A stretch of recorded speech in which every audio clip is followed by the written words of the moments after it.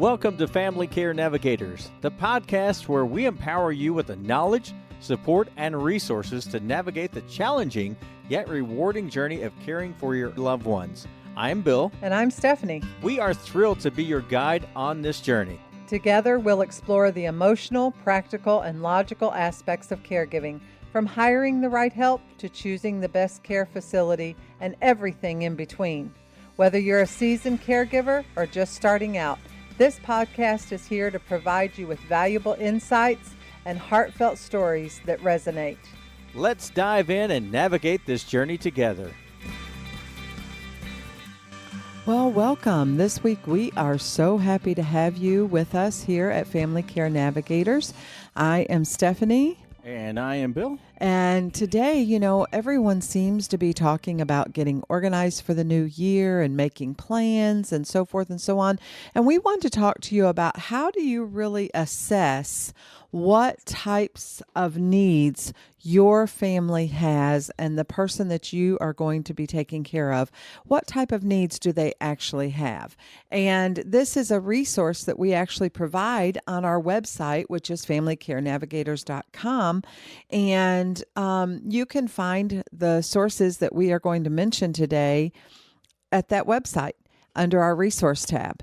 And so let's just get started, Bill. I think the very first thing that we need to do is that there are really kind of three areas of assessment. And the health, number one, right? Health assessment. What is that person's medical condition? Where are they on that whole medical journey? What are they needing care for? Every situation is different. Everyone handles things different. And so understanding their medical condition and their mobility issues. That's important. It's extremely important. Yeah. Mm-hmm.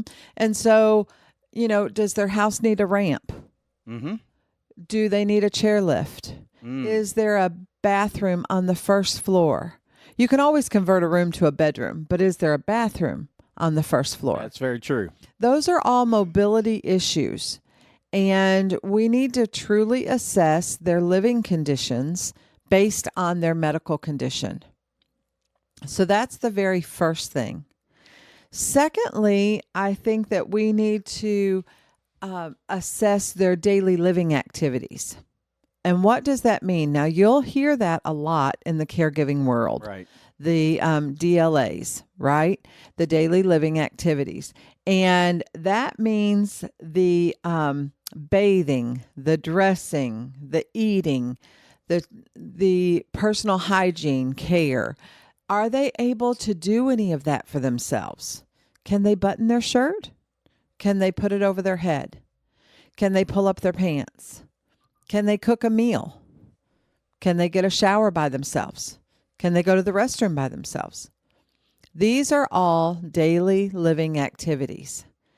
And a lot of decisions financially through organizations that you will receive assistance from, these are the questions they're going to ask you. Right. So go ahead and start assessing that. Yeah, you need to go ahead and pre-prepare that list, because if you don't pre-prepare that list, you'll get caught blindsided. And once you do, you go, I need to get back with you. And timing is of the essence with all of these things. I mean, you have to be on your game and be ready to go, especially if you're going into an assisted living facility, if you're going somewhere to like a daily activity center, and you're wanting to get your loved one in on that. You need to know all these questions up front. How are they going to get there? What the transportation looks like? What are they going to need while they're there? Mm-hmm. I mean, do they need medications while they're there? I mean, it's just because some places will not administer medications while you are on site at an adult daycare. Mm-hmm. They will absolutely not do that. Mm-hmm. And that's individual locations. Right. Will determine that. Then thirdly, I think you need to assess what is their social and emotional needs. As our seniors age and as they begin to become less mobile, they become isolated. Mm-hmm. And if they were extremely social people, that isolation can take them under quicker than a medical condition. Oh, absolutely. So you need to really consider, hey, are they having visitors every day? Are they getting out and about? Are people calling? Are they staying in touch with people? What's that social and emotional need that they have? Also, the other thing is touch. Most seniors don't get a hug every day. True. Most seniors are not physically touched by another human every day. We need to assess that. Do you need to change how you interact with them so that they get a hug every day, so that you pat them on the shoulder or take them by the hand or something like that? Because there is power in physical touch. So those three areas are vital when we are assessing our caregiving needs. What does it look like? Make a note. I suggest always that you get a notebook, a spiral binder, something like that, and that you keep notes in that so that when you go to the doctor's appointment, when you call the doctor, when someone comes to visit, if you even have a caregiver that comes to visit, everything is written down. So that way you can look at it and know what the situation is. Yeah, and you really think about it with your parents or your family member, they're losing their independence and they think they're becoming a burden to you. Mm-hmm. So they're going to really just kind of recoil back and go introverted. Mm-hmm. They're not, and if they've been extroverted, an extrovert for all their life, and all of a sudden they're starting to go backwards and go introvert, and they're not really communicating to you or talking with you or talking to others. They're feeling they're losing their independence, and it's hard to cope with that. And mentally, they're trying to go in and say, what do I need to do? Where do I need to go? I'm all alone. No, they're not all alone. And they're beginning to think they are a burden on you as a family member. Mm-hmm. That is a big thing because they're like, oh, I don't want to be a burden. I don't want to be a burden. Well, it's not a burden. It is a new lifestyle that you're having to adapt to. Mm-hmm. That's it. It's not a burden. So don't think that family caregiving is a burden. Not at all. No. And the other thing you said, if you notice that they are not communicating with you, they're not joining in conversation, they used to be very social, one of two things. Either depression is beginning to set in or they're losing their hearing. Maybe Yes. they cannot understand what the conversation is. And they don't want to ask. They're embarrassed to ask, right? Right. And so you need to take those things into consideration. That's just paying attention, right? The other area is really coming up with a comprehensive care plan. So their medical care, scheduling their appointments, knowing what all of that is, managing their medications. That's that end of it. But then they need a daily routine. Well, something real quick. Yeah. Talking about managing their medications. A lot of people are like, I don't know what they take. I don't know what this pill is. I don't know. I don't know. I know what it looks like. That's about it. Okay, here's the thing. There are a lot of pharmacies that will go ahead and pre-package your medications for you if you didn't know that. So just consult with a pharmacy. Say, hey, do you pre-package medications? If they say yes, that takes a lot of worry off your plate. Exactly. Because then you take it to that pharmacy, say, okay, here are the medications. They'll package it for you. And prescriptions. All you do is peel it apart. They have it like in 30-day sheets. You pull day one off. You undo it, hand it to them, it's over. Right. You're not taking that burden of, oh, did I give them the wrong medication? Was I supposed to give them 2 or was I supposed to give them 1? A lot of that worry, we had that initially with our parents. We're like, oh, we don't know this. But we found that great service from a pharmacy that said, we'll pre-package all your medications for your loved one. And that way it takes a little burden off of you. That's one less burden that you're having to worry about. Right. The other thing is you should be an advocate and you should Google or go talk to the pharmacist. Here's the thing. I love our doctors and I am thankful for them, but they don't know pharmacology. True. Okay. So you need to talk to the pharmacist about every medication that your parent or the person that you are taking care of takes. It is vitally important because they can have side effects and they can interact with one another. Oh, so yes. let's say that you are getting something from Walmart on like a periodic basis, but you are getting a mail order prescription. Your order from Walmart might interact with your mail order prescription, but you won't know that because the two systems are not talking. Right. Two different pharmacies. Two different pharmacies. So what you need to do is take the medication list into a pharmacist. You know, they have that little consultation window and say, okay, will you talk to me about each of these prescriptions? Tell me what they are each for. You would be amazed Yes. when someone is not aware of all the medications that are out there and what's being given for what. You need to be very careful about medications and their interactions.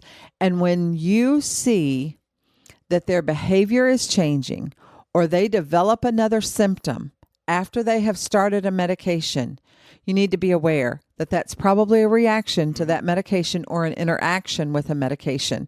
And my mother was always so very, very aware. Right. She would say us, I got to come off that pill. That pill is what's making me do that. Yes. And you know what? She was right. Yeah. She was right. So please, please, please pay attention to the medications. Take your medication list, their medication list to a pharmacy, talk to a pharmacist, get a lowdown, a breakdown of that, and then keep a journal. And we have one of those on our medication journal on our website for free. You can go and download it. It's vitally important. The other thing is safety measures. Implementing safety measures and modifications in your home. Grab bars, non-slip rugs, lift chairs, all sorts of things that really and truly can be helpful. Move your furniture. You might have to rearrange your furniture so that a walker fits through there or so that a wheelchair fits through. You don't want them. We even put up a gate. We had done it for our grandchildren, but the reality is that because mother was unstable on her feet, it served two purposes. We told her we put it up for the grandkids, but the reality was we kind of put it up for her so that she didn't fall down the stairs. Right. When she walked past the opening, right? So little things like that can be very important and it can help them feel secure. And that is a big, big key. Yeah, and I interrupted you earlier. We're starting on daily routines, but we went to medication. So let's talk a little bit about daily routines right now. Oh, yes. Some of the things, like for meals, we were talking about medications, yes. Right. But meals, you definitely have to have that dedicated time because one, medication may Interact. need it and interact with that. But two, you get that consistent daily routine. You build that routine. And then with that routine, you get in a pattern. Mm-hmm. And you can see if you're in that pattern, if something changes in that pattern, it stands out. Mm-hmm. Because if you're just, oh, well, we'll eat breakfast whenever, or we'll eat lunch whenever, or dinner whenever, that is not a good thing. Well, it's not a good thing because when a person comes to the point that they need help, they rely on a schedule. Mm-hmm. It gives them security. It makes them feel safe if they know that there's a routine, especially if they are people that have worked all of their life. Mm-hmm. They went to work at a certain time. They came home at a certain time. They had dinner at a certain time. They did their children's homework at a certain time. Life was a routine. They need routine when you are caregiving for them. Mother always knew what time breakfast, lunch, and dinner was. She knew that after lunch, she would watch TV about 30 minutes, and then she would lay down and she would take a nap. She knew that when she got up from her nap, I was going to give her a snack, and then we might watch TV together, or she might read a book, and then at dinner, or she would help me prep dinner, and then we would have dinner together when you got home. She knew that routine. That was important to her. And so, honestly, you can avoid a lot of agitation and frustration in the one that you are caring for if you will put them on a routine. But let me tell you, it doesn't just need to be your schedule. You need to talk to them. Are you a person that when you wake up, you want a cup of coffee immediately? Do you like to talk when you first wake up? Or are you a person that needs 45 minutes to kind of shake the world up? That right? would be me. That would be me. Right. But Bill and I are completely opposite. Yeah. When I'm awake, I'm awake. I'm ready to talk. I'm ready to have conversation. Let's have coffee, blah, blah, blah, blah, blah. Bill's like, okay, can we just not have Yeah. communication right now? I'm to the point to where when I wake up, I got to start focusing, get my focus together, and just get my mindset, because I've been in a relaxed state, and I'm not just jumping up going, okay, let's go, Right. let's start today. Exactly. I have to prioritize in my head. Okay, I'm awake. All right, let's get awake. Let's get a shower, get ready, then let's go. And once I'm ready to go. Absolutely. So understand that you need to talk to them about what they like and what they don't like, because let's face it, if they have moved in with you, which that is what happens many, many times, right? You move your parent in with you, but you haven't lived with them probably in many years, right? Right.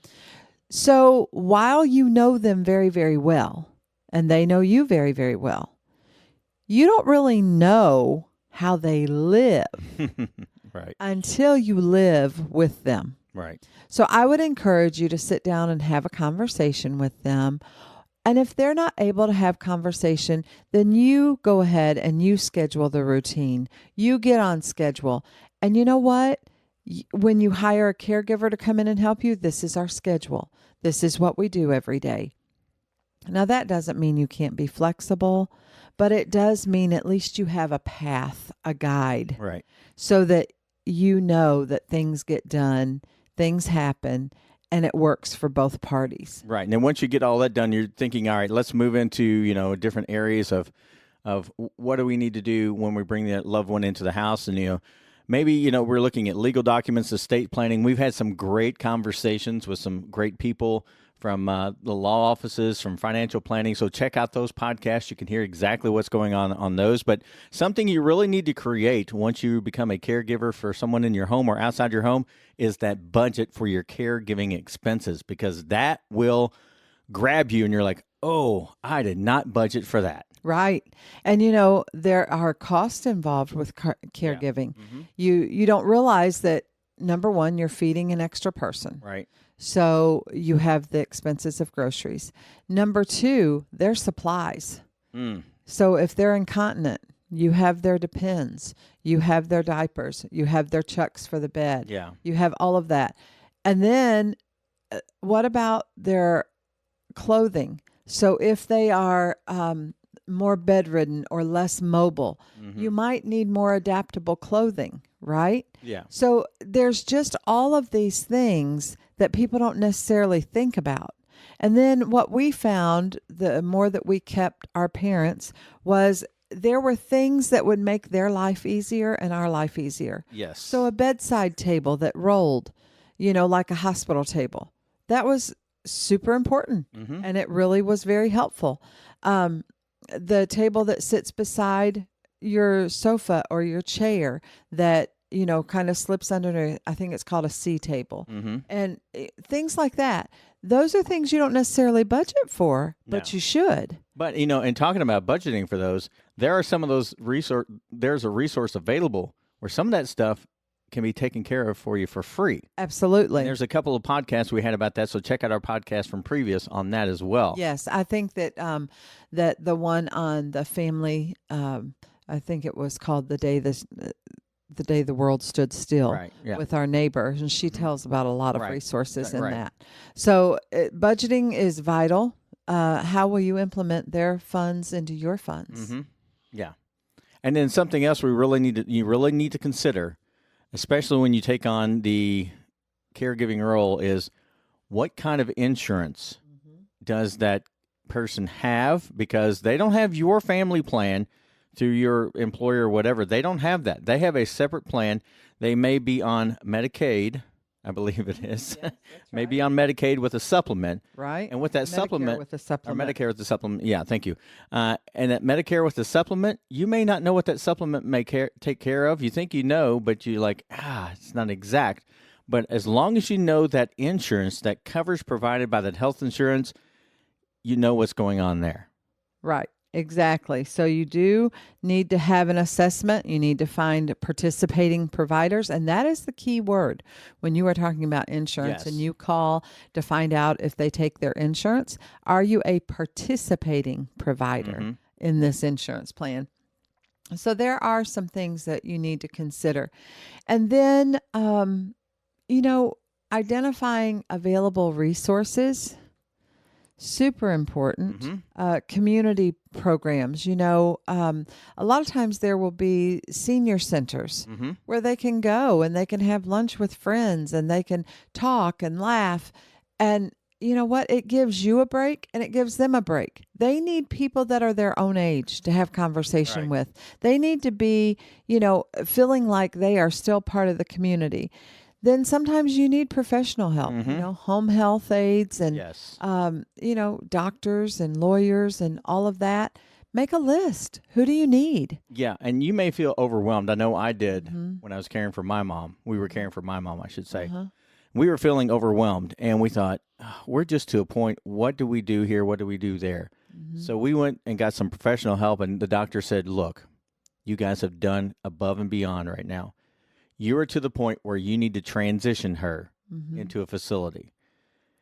That just was a gut wrencher for me. Mm-hmm. And I looked at him and said, "Are you going to tell her?" Yeah. He goes, "Absolutely." I went, "Thank you." Yeah. And because, as a caregiver, as a child caregiver or as a family member, you don't want to be the one to really tell somebody that you need to go to a facility, Right. because what that does emotionally to you, Mm-hmm. it wrecks you emotionally, Mm-hmm. because you think, I'm the one I put them in there.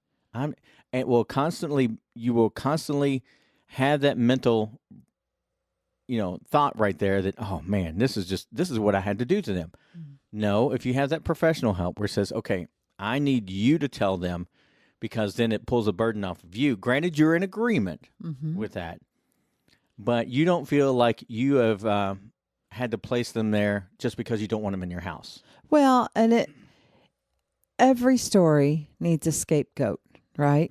Yeah, I mean, truly. really. And so making the doctor the scapegoat or the physician's assistant or whomever nurse practitioner that you see, making them the scapegoat so that you can remain the hero. Mm-hmm. And that is really important because you have an emotional connection with your parent or with that family member. Right. You're the one that's going to see them every day. You don't want them angry with you, right? Mhm.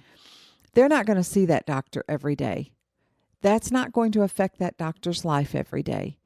It's going to affect yours.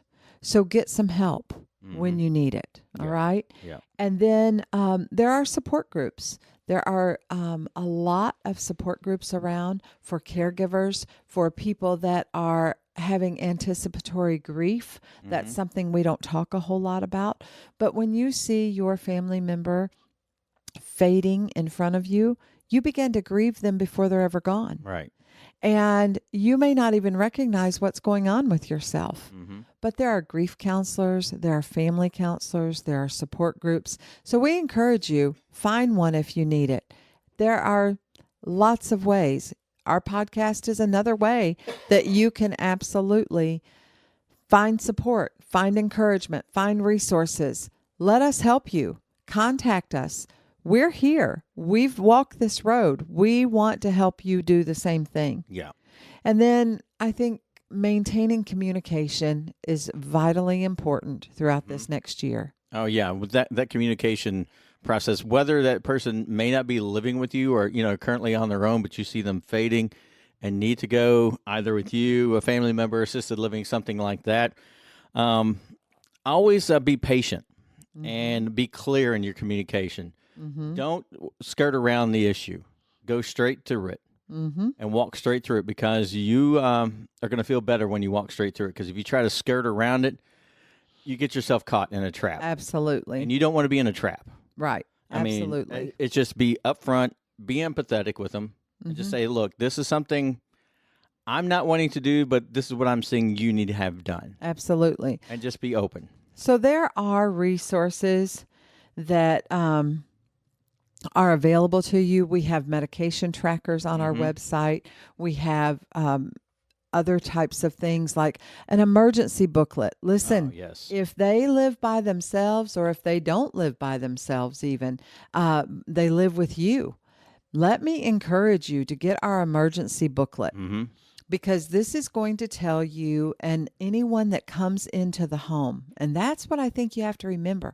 This isn't just about you. Right. This is about anyone that comes into the home. So it's a book that has all of your information and it's organized. So it tells your name, your information, so that they can get in touch with you, right? And then it tells you what kind of pets are in the home. That's important, especially if you have a caregiver coming in. And then all of the emergency contacts.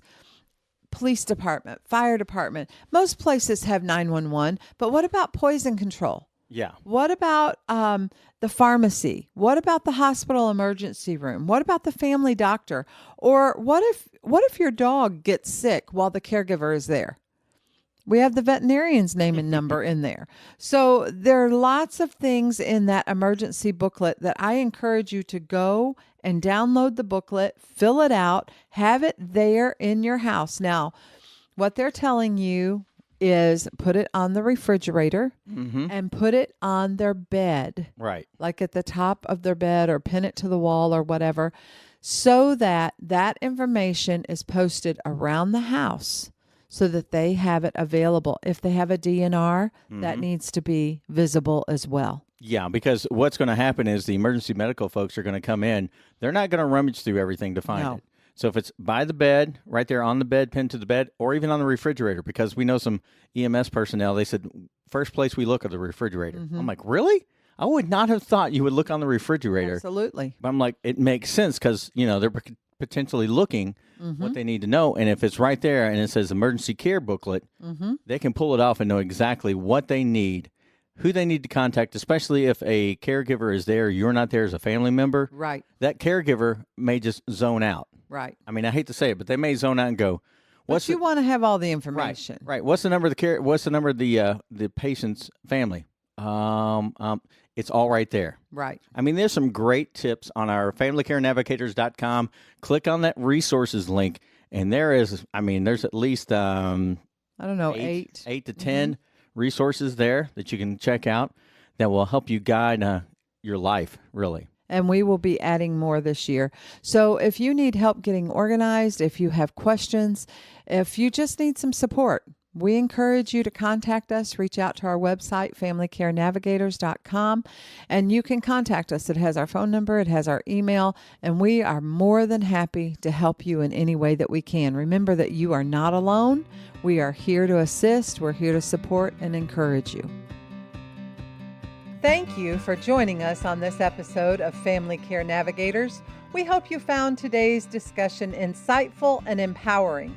Remember, you're not alone on this journey. Our community is here to support you every step of the way. If you enjoyed this episode, please subscribe, leave us a review, and share it with others who might benefit. Visit our website and follow us on social media for more resources and updates. Until next time, stay strong, stay compassionate, and keep navigating with love. I'm Bill. And I'm Stephanie. Take care and see you soon.